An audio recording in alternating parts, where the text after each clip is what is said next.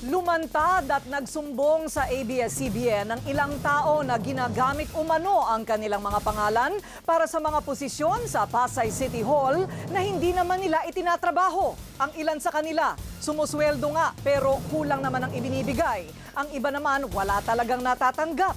Narito ang aming eksklusibong ulat. 4 na katao ang nagboluntaryong magpa-interview sa amin at nagsumbong na ginagamit umano ang kanilang mga pangalan bilang legal researcher kuno sa Pasay City Hall pero wala naman daw silang ganong itinatrabaho. Mula po nang maupo si Mayor Calixto sa pwesto, kayo po ay binabayaran na kada buwan bilang isang, ayon sa papel, legal researcher. Opo. Pero kayo po ba ay talagang legal researcher? Hindi po. Hindi kayo nagtatrabaho bilang legal researcher? Hindi po. Magkano po ang binabayad sa inyo kada buwan? 2,000 po. 2,000 pesos? Opo. Ano po ang inyong inirereklamo ngayon? Nung makita ko itong papel na 10,000, medyo nagdamdam ho ako sapagkat bakit ganun? Tumatanggap din kayo ng legal researcher na sweldo kada buwan. Magkano? 500 po. 500 pesos. Opo. Pero sa konsehal? Opo. Natagpuan ko po na 10,000 ang sinasahab ng legal researcher. 10,000. Pangalan ho ninyo ang nakasulat dito? Opo. Pero pirma ho ba ninyo itong nandito? Hindi po.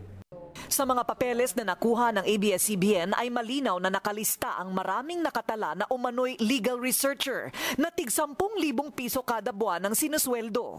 At sa ilang mga pangalan na itinukoy sa amin, hindi daw nila mga tunay na pirma ang mga nakalagda sa mga dokumentong pirmado ng dating OIC ng Accounting Office na si Lourdes Rivera at mismong si Mayor Tony Calixto ng Pasay City. Si Alfredo Cruz ay payag na banggitin ang kanyang pangalan, ngunit ayaw magpakita ng mukha para sa kanyang seguridad.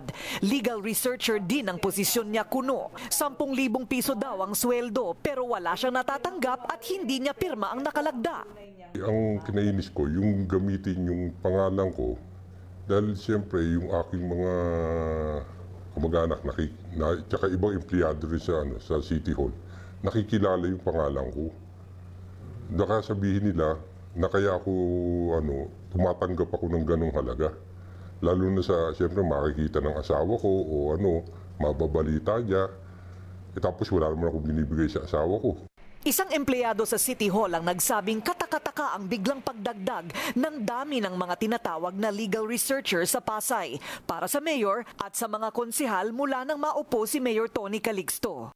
Bakit napakaraming tao ngayon yung legal researcher? Kilala naman po ninyo itong mga taong ito. Hindi ko nga kilala ito nung nakita ko ngayon yung payroll. Hindi ko sila kilala. Wala akong kilala kahit isa. Kasi once na you receive money from the government, kailangan you must be there. Yun ang doon. Yung warm bodies nyo dapat nandoon under the Civil Service Law and Regulation.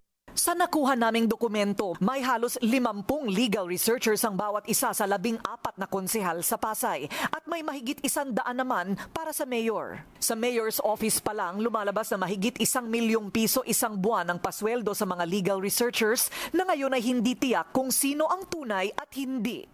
Masyadong anomalous yun dahil ang mayor ay executive of the town.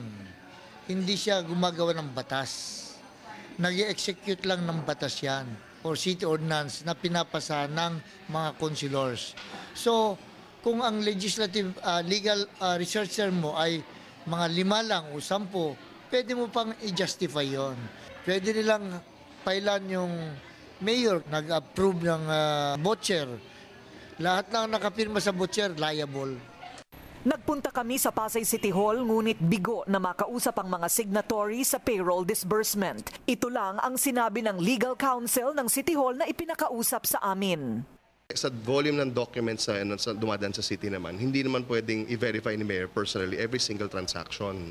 Someone has to verify personally na meron talagang na tumanggap. Case in point, for example, sa mga department heads ng city, there are over 45. Hindi naman pwedeng tanongin ni Mayor isa-isa dyan na gantong oras ka ba pumasok. Then let him bring it to the appropriate forum and I think Mayor, through his private counsel, will confront it. May nadiskubre din kaming babae na nakalista ang pangalan sa payroll. Inamin mismo ng kanyang anak na kahit noong nakabilanggo pa ang kanyang ina, tumatanggap pa rin ito ng sweldo mula sa Pasay City Government. Yan at iba pa sa ikalawang bahagi ng ating eksklusibong ulat bukas.